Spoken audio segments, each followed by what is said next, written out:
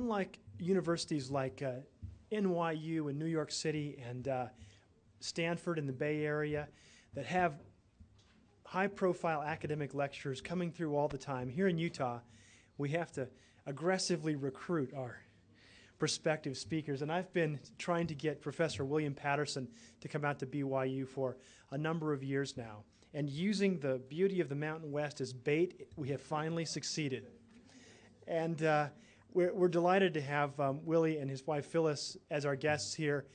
They've enjoyed a couple of days down in southern Utah at Bryce Canyon and Zion, and today are spending the day on campus before heading back to England tomorrow. Professor Paterson is the most distinguished member of the British-German fraternity in the UK. He is really the Dean of German Studies in the United Kingdom. From his position now as the head of the Institute for German Studies at the University of Birmingham, we've had many BYU students go on to do their master's work, MAs in various fields at Birmingham, having just had a student graduate from, I think 2 students graduate from there last year, and another student heading off to do her MA work in the fall. So it's a terrific place if any of you are inclined towards master's work in the UK. Professor Paterson is the author of books and articles too numerous to list here. He is also the recipient of the German Order of Merit. I'm sorry, I had to read that. Recognizing his outstanding contribution to British-German relations. That was an order that was bestowed in 1999. He's also been honored by the British government for his contribution to German-British relations. In addition to his professorial activities, teaching and researching, he has been the editor of German Politics for, was it a decade, Willie? 10 years? Yeah. About 10 years, and then is currently one of the co-editors of the prestigious Journal of Common Market Studies. We're delighted to have Professor Paterson with us. His lecture today will be Germany, Britain, and the Future of Europe. Please welcome Professor Willie Paterson.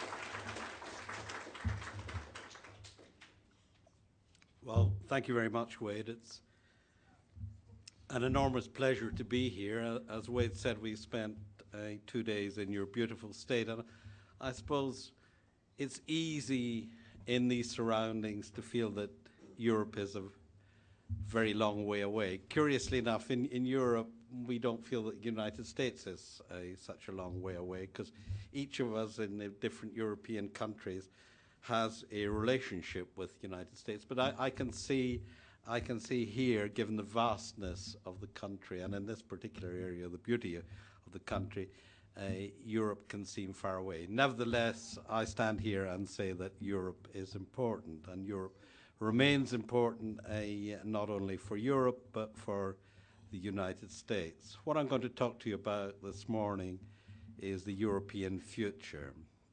European future is dependent on a range of factors, of which a number of the most important originate outside Europe, like the attitude of the United States. Indeed, the feature of the world up until the fall of the wall was really, I suppose, that the most important factors affecting Europe were really factors which were external to Europe. Particularly, the United States was by far the most important European actor post-1945. But of course, the Soviet Union had an enormous impact, not only on the areas that it occupied, but in relation to Western Europe as a reaction to the Soviet Union. The Soviet Union, Russia, now I think I do not see it as a shaping factor on Europe. Now, Europe is still interested in attempting to shape Russia. This is perhaps something we can come back to, but I do not see Russia as a shaping factor. The United States remains enormously important. The changing world economy remains enormously important. Inside Europe, some change is driven by multilateral institutions, but I would argue that key changes are still driven by the major states. And what I want to talk to you about this morning is about 2 of these states, Britain and Germany. Well, what else would I talk about? But even beyond the personal reasons for talking about these 2 states, I think they present a very striking contrast. On the one hand, Britain stands for a looser type of European organization. It stands for a Europe which is, in trading terms, a liberalized Europe, a Europe which would stand very close to the United States. When we come to Germany, Germany, of course, would also stand close to the United States, but there would be many more questions, I think, in a Europe that was shaped by Germany in relation to the United States. But I don't want to say that Germany wouldn't stand close to the United States. But in terms of whether or not Europe was a liberal capitalist Europe, then there would be significant differences. Germany, despite the reform agenda, remains committed to the idea of a European social model in the way that Mrs. Thatcher, for good or ill, that is a battle that simply doesn't exist in Britain any longer. I want to say a little bit about, by way of introduction. After the fall of the Berlin Wall and the wider collapse of the Soviet Empire in 1989-90, it seemed clear to contemporary observers that Germany was destined to play an ever-increasing role in shaping the future of Europe. The future was assumed to be one which would be more heavily German than in the past. This had also been the view in 1870-71 when Germany was reunified for the first time, and European history until 1945 was dominated by the creation of a Germany that was sufficiently large to be perceived as a threat by other European powers, but in the end it wasn't potent enough to dominate Europe. The working out of the German potency and the way in which it was perceived as a threat was, of course, to dominate the period between 1870 and 1945. In 1990, the omens looked quite different. The record of 1870 to 1945 was so disastrous that post-war German politicians had developed and displayed a strong aversion to power politics and had chosen to operate almost exclusively through multilateral channels. And this was a statecraft that had brought German unity, not as in 1871 by war, not against it as neighbours, but as was often said at the time, the Germany that was created was a Germany that was encircled by friends. The post-war German European policy, somebody once said that post-war German European policy, the aims were that Germany would be able to eat well, to sleep well, and never, never to be alone. And what they mean by that, the eat well is obviously material prosperity. Sleeping well has also got to do with laying some of the ghosts of the past. Not all of the ghosts of the past can ever be laid, but largely laid. And never, never to be alone is the security question. It was anticipated that German power after in 1989-90 would grow incrementally. As this time around, as distinct from 1878 to 71, it would be going with the grain of the existing international system in Western Europe. The view that Germany would become the dominant actor rested on a number of assumptions. It rested on the view that German unity represented an increase in German powers. Firstly, the obvious way was the removal of all previous restraints associated with German division and the recovery of full sovereignty. You're far too young to remember the period before 1990 of the Berlin Wall and so on, but all that went. Secondly, an increase in the traditional components of power. German territory significantly increased, German population significantly increased, and the German economy looked as if it were going to increase, and that's something I want to come back to. When people thought about Germany after 1990, they assumed a much more powerful economy because there was a rooted assumption that the Germans could make any economy work. And there was this assumption, which was a mistaken one, that had made people think that the German Democratic Republic was in better shape than it was, because the assumption that Germans could make any economy work. Well, they can't. Thirdly, the assumption was that the European community would remain as a key multilateral institution in Europe, and that there would be a further deepening of this European community, European Union, to anchor Germany. And here we come to a paradox that European institutions are very often seen, particularly in my own country, as constraining powers, as frameworks which constrain national power. In the case of Germany, the European Union has largely been seen as something which has empowered Germany until relatively recently. Lacking many of the attributes of sovereignty, participation in the original EEC allowed West Germany to become an increasingly important international actor. Post-unity, when Germany had regained full sovereignty, the deepening of European integration still seemed likely to increase German power and influence, since the steps envisaged were designed to make the European movement more like the federally organized Germany, particularly the economic and monetary union, the creation of European Central Bank. It's sometimes a distinction is made between Britain and Germany, whereas for Britain, the European Union is a cold shower, something that you wouldn't necessarily want to have all the time. For the Germans, the European Union was always a warm bath. It was always a warm bath because the institutions were more like the ones that they were familiar with. Although German governments were predisposed to avoid operating unilaterally,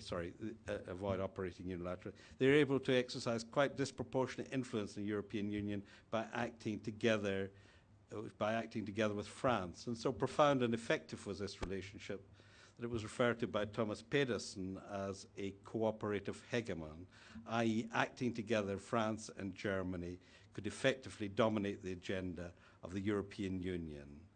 And of course, in the immediate post-unity period, this close relationship with France was flanked by very close relations with the President of the Commission, Jacques Delors. Prospects for British influence in the future shape of Europe after German unity, by contrast, looked bleak. It is true that Prime Minister Thatcher had a major influence in the mid-80s by pushing the single European market, but the post-wall Europe looked like a very unpromising environment for British influence in Europe. The immediate agenda set by France and Germany of a deepening of the European Union, most notably through the creation of an economic and monetary union, was one which ran directly counter to the British agenda. The British agenda is widening and loosening of the European Union. That shouldn't really come as a surprise to you, because the British history is a history. Although we invented the Industrial Revolution, we never really seemed to fall in love with it. And we gave it up pretty soon after. That's a bit of an exaggeration. There's still bits of it around Birmingham. But the key British story is this is a maritime power which is, like Holland, like the Netherlands, is interested in services. And that remains the centre of the British economy. So we are interested in widening and deepening. But that didn't seem to be on the agenda after 1990. Unlike Germany, Britain had no firm allies inside the European Union. Our key allies in the past had been the Dutch. As a trading nation, they shared our liberalising tendencies, but they parted company with Britain in relation to deeper integration, which the Dutch were and remain quite strong proponents of. NATO, which had been a major challenge for British influence, looked to become less influential, given that the threat to the Soviet Union had been removed. Two final elements contributed to a picture of British weakness, whereas German governments could operate on the basis of elite consensus on deeper European integration. And that elite consensus survived the transition to a united Germany. Many people assumed that Germany would become less committed to European integration in 1989-90. That turned out, at least for that period, not to be the case.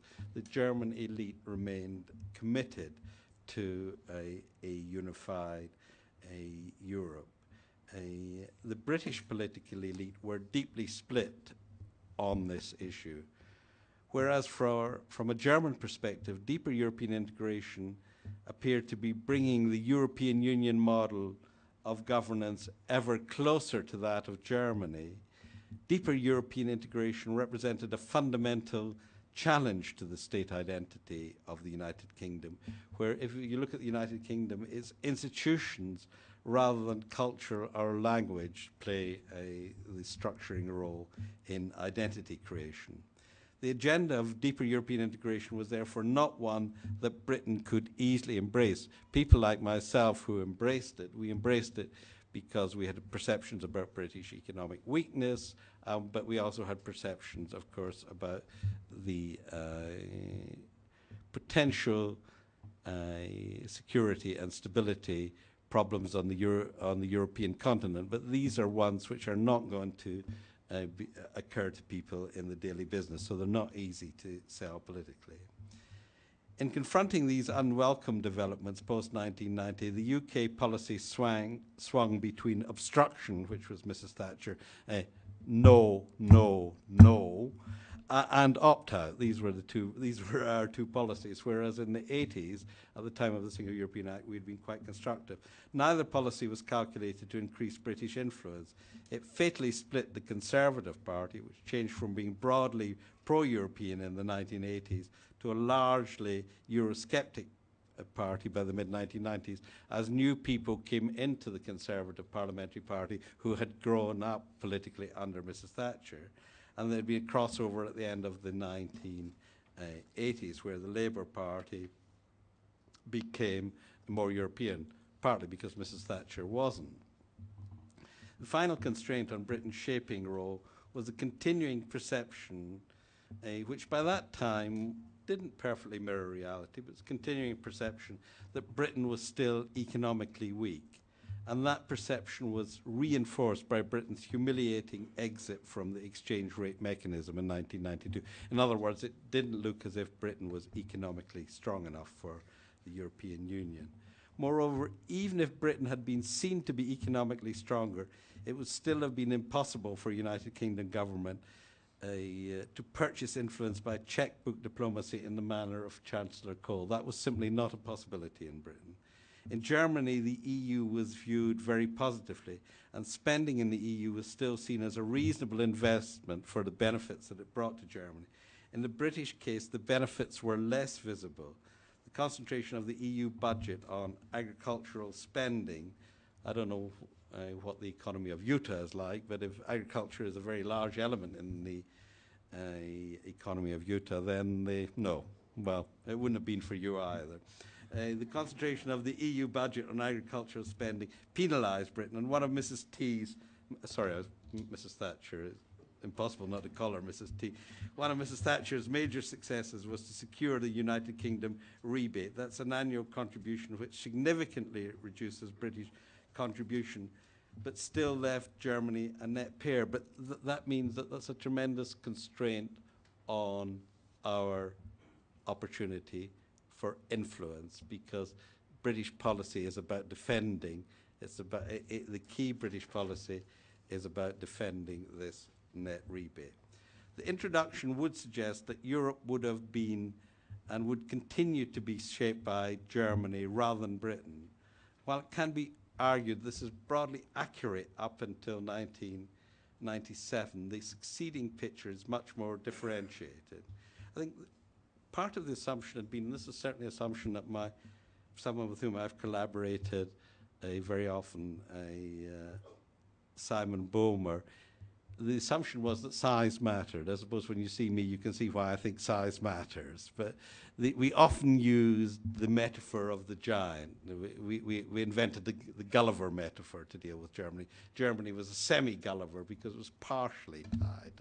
And then when we talked about post-unity Germany, we talked about the gentle giant. So the assumption is that Germany's size would be one which would translate into power. In fact, it's turned out, as I say, not to be as simple as that. Now, I want to just briefly summarize some of the things that I've got in the paper here, talking about trying to make a more precise view on this size issue.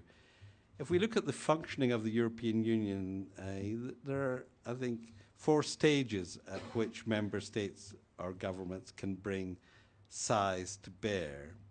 First of all is at the policy design stage, the pre-legislative stage, the big picture stage. And there Germany has left a big imprint on the EU. And the imprint that Germany has left, as much of it has been at the design stage in determining the overall architecture of the integration. And that is something that's continued. And that is because Germany's size has been increased. It's even larger in this than it would be just taking the population figures, because the elite is unified and it's acting together with France. And then, unlike Britain, Germany had a model to export. And if you look at Peter Katzenstein's Tame Power, you can get a very good idea.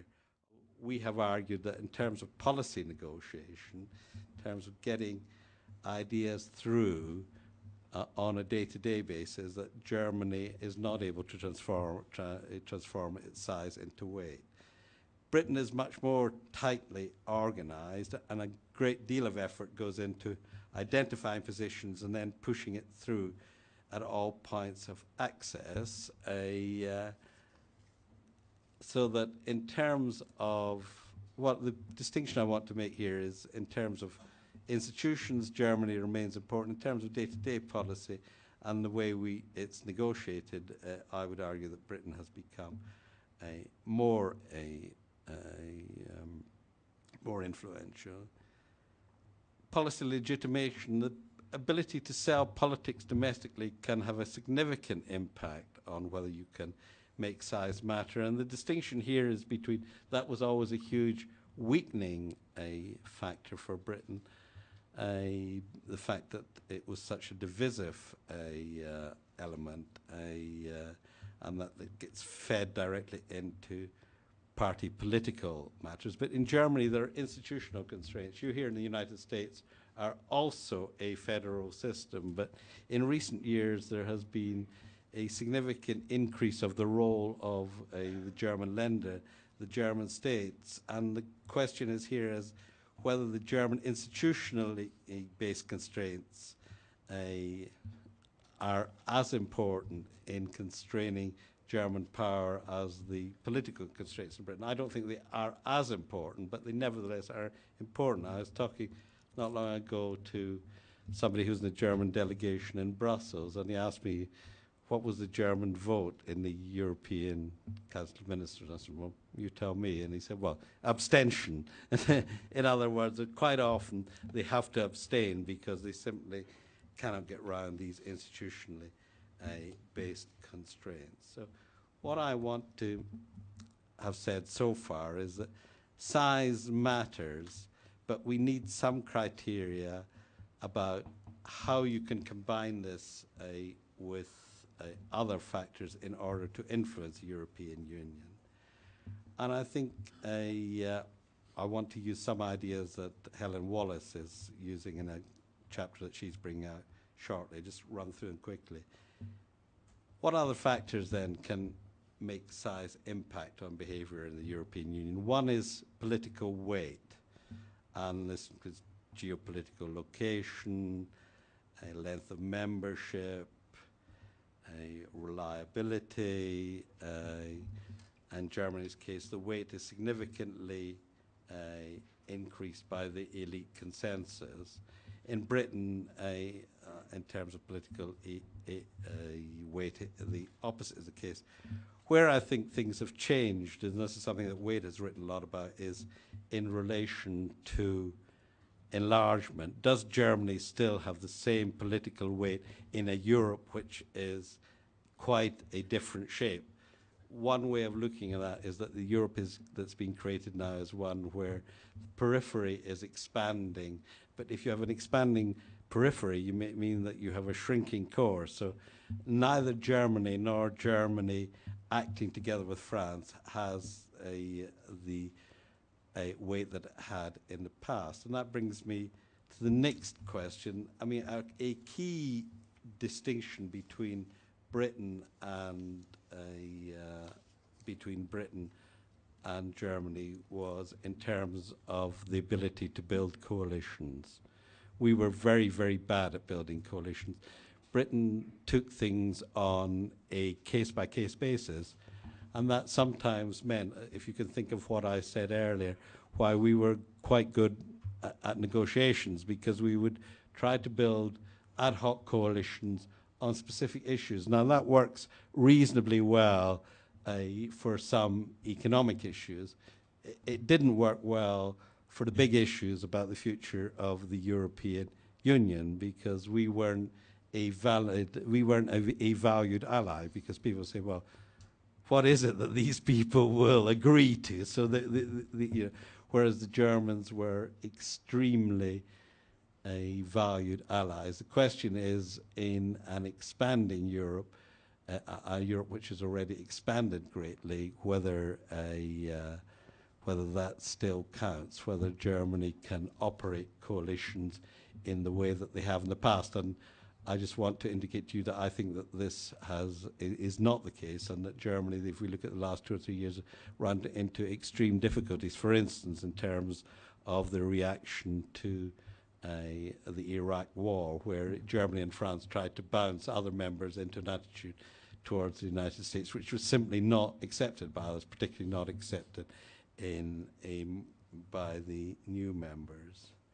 I think the key thing is, though, coming to two key issues. One is economic weight. Germany is this is one of the key messages I want to get across this morning. Germany is the largest economy by some margin in the European Union. And Germany was and continues to be the major net contributor. But the crisis in public finances, Germany didn't turn out to be nearly as successful economically as people assumed in 1990. The crisis in public finances has brought about a change. There's an increasing rhetoric of turning off the tap. There's still a gap between words and deeds, but what I've called elsewhere a resource crunch. There is a resource crunch for Germany, means that significantly reduced resources are available for external policy. The United Kingdom economy is significantly improved, but the deep structure of the European Union budget, which acts against a non-agricultural country like the UK, means that the United Kingdom contribution is still a huge issue in the United Kingdom. And of course, for Britain, we are in a much more difficult position, because the question of the British rebate becomes a bigger issue in an enlarged Europe where there are many poorer countries. They say, well, we are getting this big rebate. Why is it that the British get this big rebate? And this is an issue in which it would be very difficult for Britain to concede. But I want to tie this to the next question, that the decline in both in terms of the ability to finance external policy and the general difficulties of the German economy mean that German influence in the European Union is reduced. But it ties in with the next question, and the next question is social and economic practice. That German model, that was one of the first things I wrote about, the West German model. The German model had a huge influence, and when we look at what I was talking earlier about the move after 1990 towards a European central bank, part of the reason for the move towards a European central bank was because of the prestige of the Bundesbank. The German model of running an economy was seen to work. That was what people felt, and they wanted to have the same sort of economic results as Germany did. They were therefore prepared to buy into the idea of a European central bank, which would also give them a handle on German power. Well, the fact that things haven't worked out, and the fact on the other hand that the British economy, which I must say has come as a surprise to me. I think there are two things, and you see somebody who's reason to be modest standing before you, because you see somebody standing before you who did not predict German unity, and who did not predict that Britain would become as economically successful. I've got most other things right, but on the big issues I got them wrong, right? But in the case of Britain, the relative success of Britain, this this does make a difference. So within the European Union and these debates about the future of Europe, who is going to eventually have the influence, then what I've said is that Germany no longer can operationalize the Franco-German relationship like they did in the past.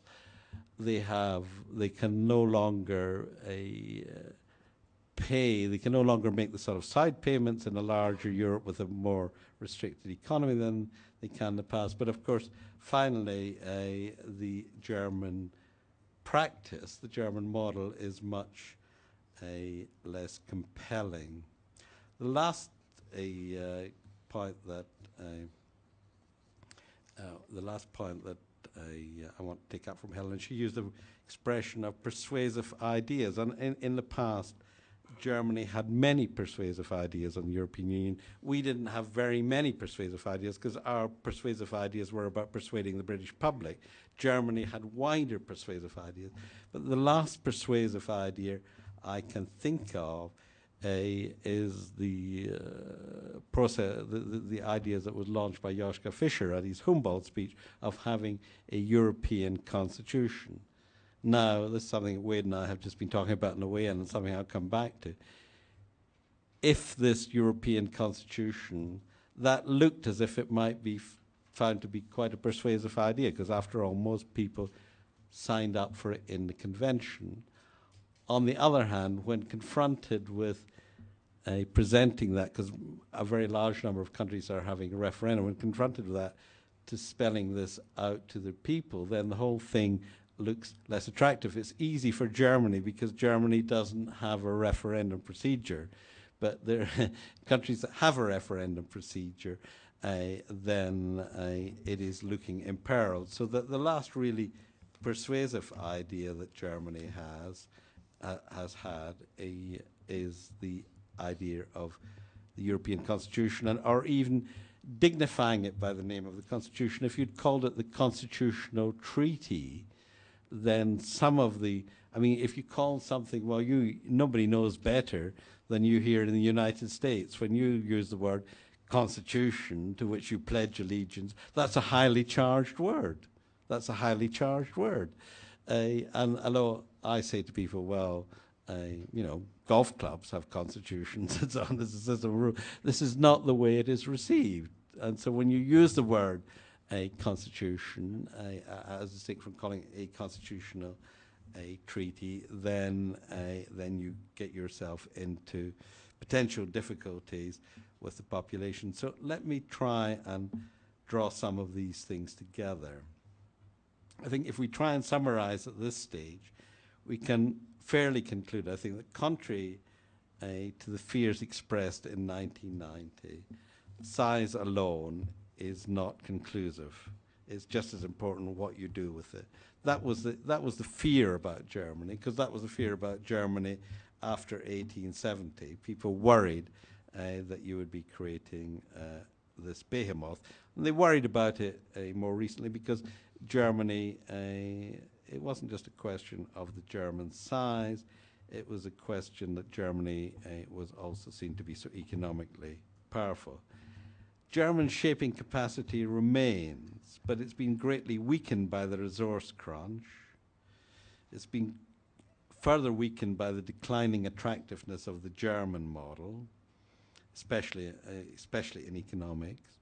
One thing I haven't mentioned today, because there are just so many things that one could have mentioned, on a more long-term basis, Germany's demographic future gives rise to all sorts of questions, because the number of Germans is going to decline very steeply. It has declined, is declining, and will further decline. Now the question is, how do you deal with that? And one of the ways that you might deal with that is in terms of increasing immigration, and that's something that's happened in Britain and France and has happened in Germany, but it's one which is pretty fraught in the German context, so that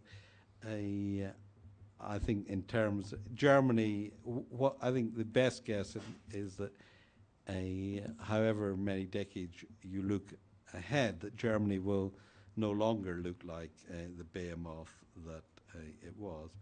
But I think the key thing, and this is back to the sort of work that, or the sort of context in which Wade has worked recently, enlargement has created a much more complex Europe, Europe which has to, Stanley Hoffman once used this phrase of the logic of diversity. There's a logic of diversity about the new Europe, and that runs quite, it's quite difficult to run this with the basis of traditional German ideas, the Franco-German alliance. So it's quite interesting. I mean, you can see the extent at which this causes problems in Germany itself, because there's even at the level of the German government, there is a distinction between the foreign ministry, Joschka Fischer, who still, on the whole, cleaves to a deeper integration line. But if you look at the Chancellor Schröder, if you look at what his key preferences are in terms of European integration, on all the key ones, he's in favor of a wider Europe, including Turkey, very strongly. And his instinct on Ukraine was also, you know, but I say to you that if somebody is continually interested in a wider Europe, if that is their first reaction, however much it gets toned down, then that is somebody who's not building towards the traditional deeper Europe. The current state of British influence is almost the mirror image. The success has brought prestige to the British model, especially among new members. Britain's closeness to the United States in a country like Poland would seem generally to be seen as an advantage rather than a disadvantage. British influence in the Commission and the policy design stage is high. There's still, however, I want to caution there's still difficulties with Britain. It's still difficult. Britain has difficulties in framing a coalition strategy. Position has been greatly improved by enlargement. So if you looked at this point about the European future, you might think that it would be likely to be more British. And if you think, if you're one of these people who gives economics a key driver of change position, then again, I think if you pick up the sort of ideas which are sometimes loosely described as globalization, so then you think that this is something which will continue to have an impact on the European Union. And you know, there's been a recent very major dispute because there's something called the Services Directive, which was Services Directive, which was proposed under the last Commission. But this is about freeing up the services area, and this is something which people have really been signed up to since 1985.